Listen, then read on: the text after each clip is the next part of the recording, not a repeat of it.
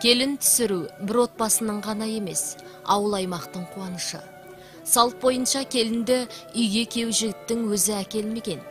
Ауылға бір қыр жеткізбей, жеңге сіңілермен қалдырған.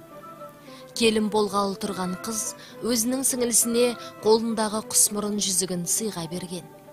Бұл құстай еркін қалықта, жолың аспандай ашық болсын деген ырыммен жасалған.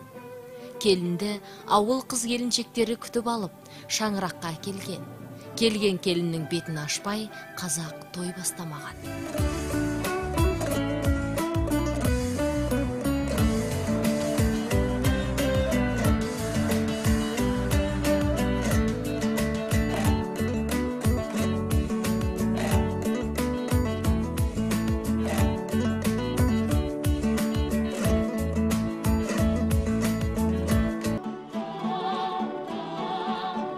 Жаңа түскен келіннің бетін аузы дуалы, тілі өткір ақындарға ашқызған.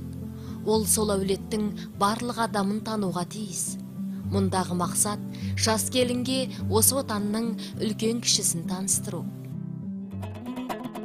Қошекейдей ақсақал ауылымыздың биеді, жұрт қарайды сүйініп, Қошекейдей атаңа бір сәлем сал, еліп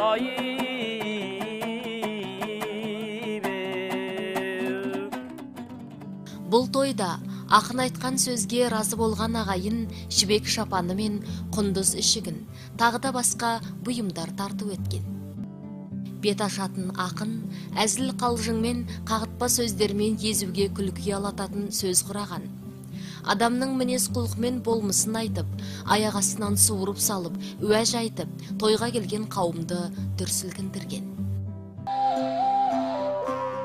Келіннің бетін өзінің енесі ашқан, ауыл қариясынан бата алып, жөн жоралғы жасаған.